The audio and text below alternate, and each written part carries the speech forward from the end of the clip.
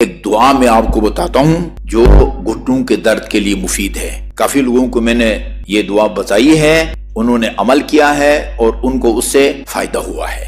ہر نماز کے بعد، 5 نمازوں کے بعد ہمارے نزدیک کسی بھی مقصد اور ہدف کو پانے کے 2 قسم کے ذرائع ہیں، ایک مادی ذرائع جن کی طرف اشارہ ہو چکا، اور کچھ معنوی، روحانی اور غیبی طاقت کا سہارا۔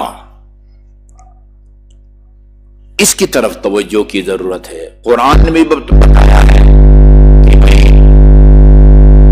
کسی کی اولاد نہ ہوتی ہو تو اس کے لیے علاج ہے۔ حکیم بھی دوائی دیتے ہیں، ایلوپیتھک والے بھی دیتے ہیں، ہومیوپیتھک والے بھی جو ہے نا وہ دیتے ہیں، دعائیں بھی ہیں۔ میں نے روایت پڑھی ہے، کئی لوگوں کو منگوا کے بھی دیا ہے۔ بھائی جس کے ہاں اولاد نہ ہوتی ہو وہ فیروزہ کی انگوٹھی کے اوپر یہ لکھ کے پہنے، رب لا تذرنی فردا وانت خیر الوارثین۔ جہاں وہ ڈاکٹر کے پاس جانے کا حکم ہے، وہاں یہ روحانی علاج کا بھی ذکر ہمیں ملتا ہے۔ اولاد نہ ہونے کے یعنی بیک وقت ایک عمل کے کئی فائدے ہیں۔ استغفار کے نتیجے میں اللہ تعالیٰ بے اولاد کو اولاد بھی دیتا ہے جی، اور غریب اور نادار کو رزق و روزی سے بھی اللہ تعالیٰ نوازتا ہے۔ یہ قرآن میں ہے، یہ قرآن کے اندر موجود ہے۔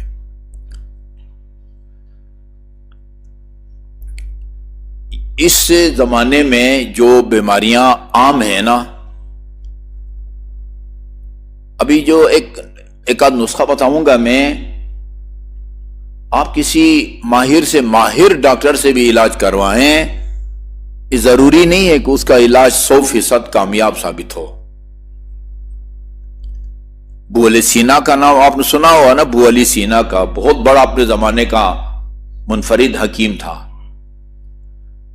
وہ اسہال کی بیماری، نہ ہیضہ یا اسہال، دست جس کو لگ جاتے ہیں، اس بیماری پر کنٹرول نہیں کر سکا اور فوت ہو گیا۔ انہی آخری لمحات میں لوگوں نے اس سے کہا کہ اتنے بڑے حکیم ہیں اور یہ آپ اس پر کنٹرول نہیں کر سکتے۔ اس نے یوں گلاس میں پانی منگوایا اور منگوا کے اس میں ایک قطرہ ڈالا جو اس کام کے لیے نا، مطلب اسہال کی بیماری، اسہال کو روکنے کے لیے جو قطرے وہ استعمال کرتا تھا، ایک قطرہ اس میں جب ڈالا گلاس کا پانی جم گیا۔ کہا یہ دوائی اثر نہیں کر رہی ہے۔ اس کا مطلب یہ ہے کہ اذا جاء اجلہم لا یستأخرون ساعتا ولا یستقدمون، بس موت کی جب مقررہ تاریخ آتی ہے، کوئی علاج، کوئی دوائی کارگر ثابت نہیں ہوتی۔ اگر مصلحت اس میں ہو کہ بندہ نیاز مند رہے، مالدار نہ ہو، بندے کا مفاد اس میں ہو، بندے کا اچھا انجام اسی میں ہو کہ وہ نادار رہے، وہ لاکھ دعائیں کرے، اللہ تعالیٰ اس کو نادار ہی رکھتا ہے۔ یہ روایات کا مضمون میں آپ کو سنانے لگا ہوں۔ یہ قرآن میں ہے، عَسَىٰ أَن تَكْرَهُوا شَيْئًا وَهُوَ خَيْرٌ لَكُمْ وَعَسَىٰ أَن تَكْرَهُوا أَن تُحِبُّوا شَيْئًا وَهُوَ شَرٌّ لَكُمْ۔ این ممکن ہے بہت ساری باتیں وہ اس میں تمہاری جو ہے نا وہ بھلائی ہو، لیکن وہ تم اس کو پسند نہیں کرتے، وہ تمہیں ناگوار گزرتی ہے۔ اسی طرح بہت سارے کام جو تمہیں ناگوار گزرتے ہیں، این ممکن ہے کہ بھلائی، تمہاری بھلائی اسی میں ہو جو تم کو ناگوار گزرتی ہے۔ بعض اوقات انسان کے انجام کے لیے صحت کے مقابلے میں بیماری اس کے مفاد میں ہے، بعض اوقات ثروت اور مال و دولت کے مقابلے میں فقر اس کے مفاد میں ہے۔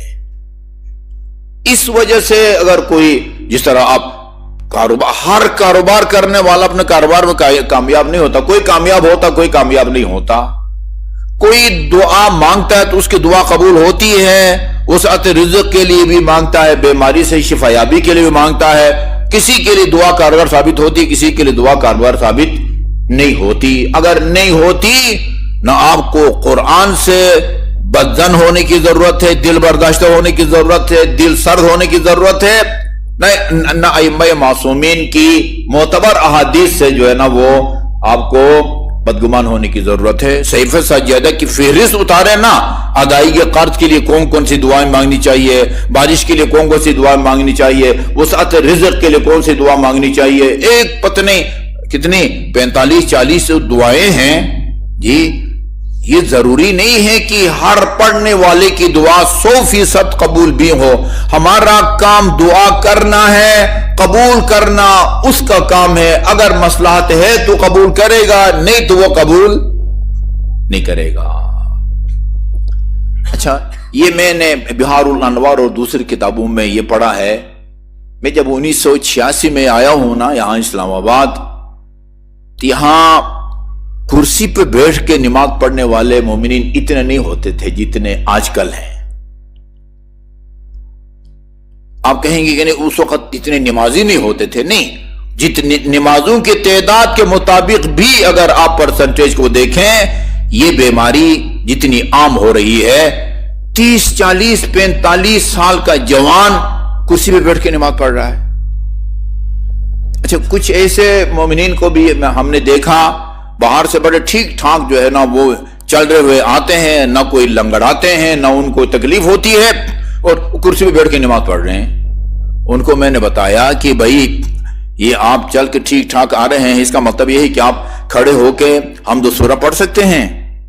آپ کو صرف سجدے میں جانے کی تکلیف ہوتی ہے کہ وہ آپ گھٹنے کو سخت زمین پر رکھتے ہیں تو آپ کو وہ درد محسوس ہوتا ہے، لہٰذا آپ کھڑے ہو کے حمد و سورہ پڑھیں، ٹھیک ہے جی۔ وہیں سے عام صحت مند آدمی کی طرح رکوع کے لیے جھکیں، پھر سجدے کے لیے کرسی کے اوپر بیٹھیں، اور جو سامنے ٹیبل سا بنا ہوا ہے اس پر سجدگار کر کے آپ وہ سجدہ کریں۔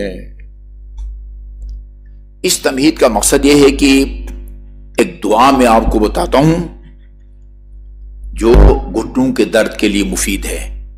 کافی لوگوں کو میں نے یہ دعا بتائی ہے، انہوں نے عمل کیا ہے اور ان کو اس سے فائدہ ہوا ہے۔ میرے خیال میں کل میں احمد سے کہتا ہوں کہ اس کو کمپوز کریں، باہر بھی لگا دیں گے، اور ویسے بھی چونکہ اب یہ لائیو جا رہا ہے، گھر جا کے بھی آپ جو ہے نا وہ اصادق ٹیسٹ سے آپ اس کو تلاش کر سکتے ہیں۔ یا اجود 3 ٹائم ہر نماز کے بعد، بلکہ ہر نماز کے بعد 5 نمازوں کے بعد، یا اجود من اعطا ویا خیر من سئل ویا ارحم من استرحم ارحم ضعفی وقلت حیلتی وعفنی عن مرضی یا عن وجعی بجاہ محمد وآلہ الطاہرین۔ ہر نماز کے بعد اس کو پڑھیں، ہر نماز کے بعد۔ اچھا، دوسرا اور سب سے مشکل مسئلہ، یعنی جو عام مسئلہ ہے جو معاشرے کے اندر عام لوگ جس سے دوچار ہیں، وہ بے روزگاری ہے نا، بے روزگاری ہے یا غربت ہے۔ بہت سارے مومنین ہیں جو ریگولر ایک فکس تاریخ میں، کوئی رہبر کا مقلد ہے، کوئی رہبر وہ آیت اللہ سیستانی حفظہم اللہ ان کا مقلد ہے، فکس تاریخ میں خمس لے کے آتے تھے، خمس لے کے آتے تھے۔ ابھی حالات شاید بین الاقوامی بھی کہہ سکے، ملکی حالات اتنے خطرے میں ہیں، یعنی اتنے خراب ہیں کہ جو لوگ ریگولر مثلا 1 لاکھ 1.5 لاکھ لے کے آتے تھے خمس بچت کا 20واں حصہ، وہ ابھی 30 اور 35 ہزار کی جو ہے نا فگر میں لے کے آ رہے ہیں۔